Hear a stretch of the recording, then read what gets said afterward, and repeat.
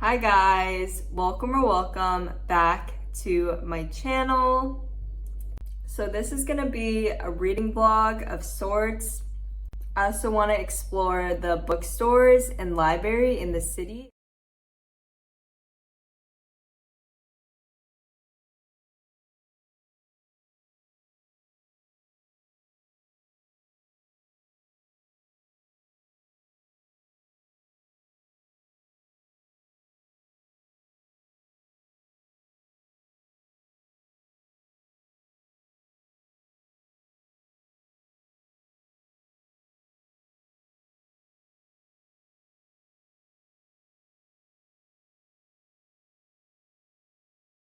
Hey guys, so it is actually one day later or 2 days later.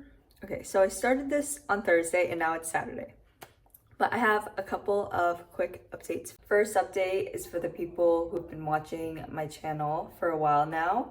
I'm in Germany as part of the NUN program that's connected to Northeastern. But yeah, I'm in Germany. It'll only be for one semester. The second smaller update is I'm currently reading the Honjin murders. I did search up the pronunciation to make sure it's right. So the book is a Japanese translated crime fiction that was actually published in 1946. So it's a classic. So I'm reading that. It's a locked room murder mystery. And now I will be heading to the library.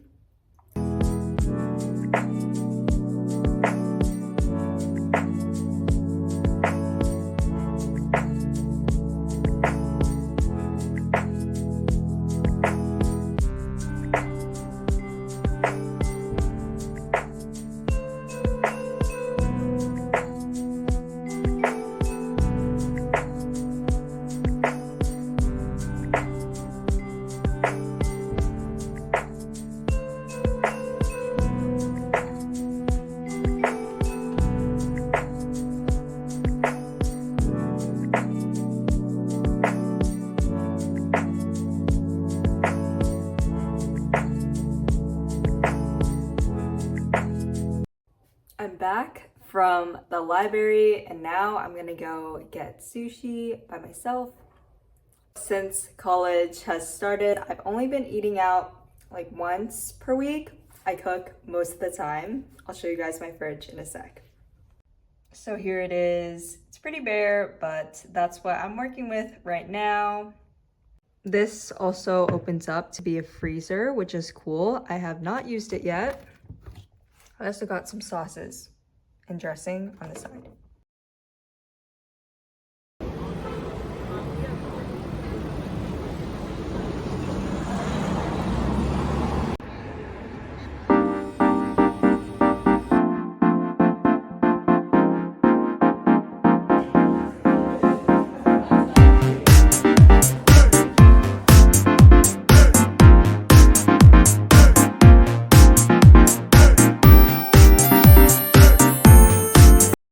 So since I did intend on this being a reading vlog, I do want to share more of my thoughts on the books that I've read and give a little bit more details about synopsises.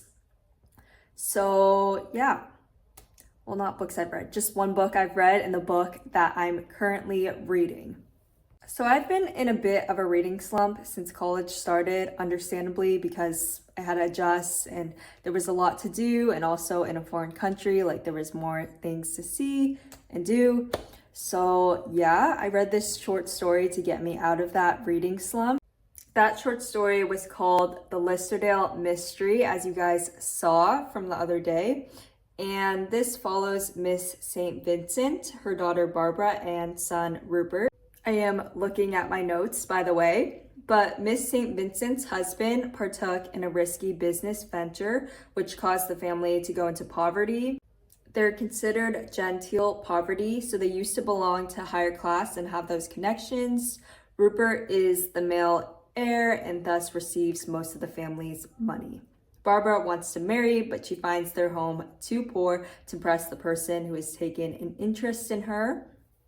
So then one day, Miss St. Vincent stumbles upon a property that is suspiciously cheap and it belongs to Lord Listerdale.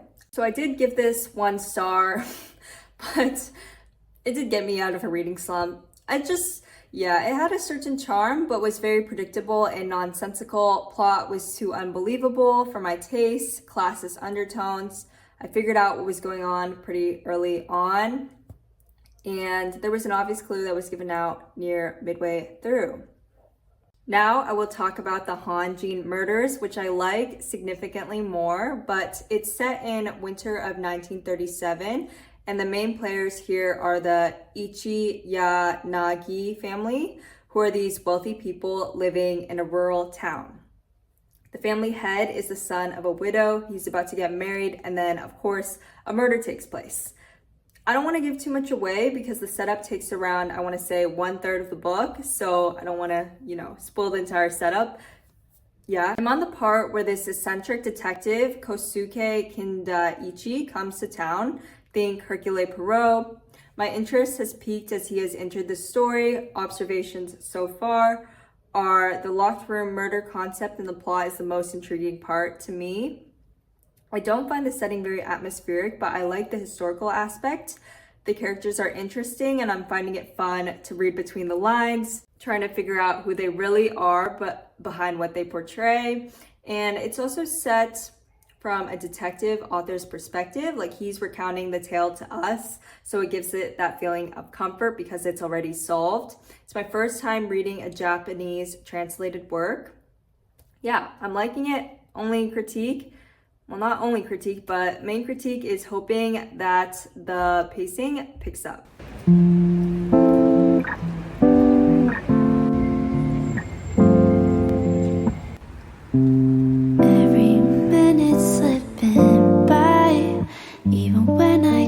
My eyes, ruthless, I know. You might even wonder why I go MIA sometimes. I can't deny. Try to hold on to the things I can't keep. Slipping through my fingers, I was losing control. Took a couple months till you knocked on my door.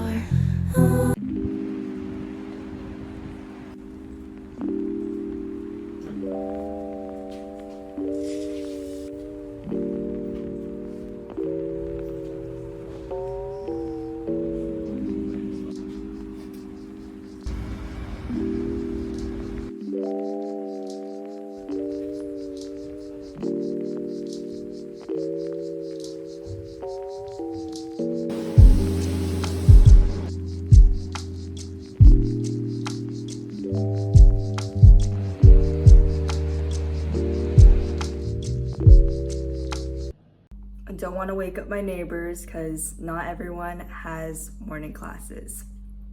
But I finished the Honjin murders and ended up giving it a tentative 3 stars because there were a lot of aspects that I liked, like I already mentioned, but the reveal was very theatrical. The reveal required some suspension of suspension of disbelief. Yeah, you kind of had to just go with it to enjoy the story. But so since I finished the Honjin murders, there's 2 books that I'm looking to read next. So the first one is an indigenous short story and poetry collection. It's called This Accident of Being Lost, and then the other one is called Victim, and it's this satire piece that explores how POC are pressured to play into the victim narrative to gain more opportunity. So while I'm talking about these books, I might as well talk about reading diversely really quickly. So to me, reading diversely is not only reading from diverse genres, but also reading authors from diverse backgrounds. So, Latinx, Indigenous, Black, Asian American, disabled, queer, just really important to just read from people of all backgrounds because There is a statistic somewhere that 90% of published works or authors are white. So if you don't make an effort to branch out, it's not going to happen naturally because most of the mainstream material is white. Anyways, I do want to close out this video now. Yeah, so thank you so much for watching. Sending you love and goodbye.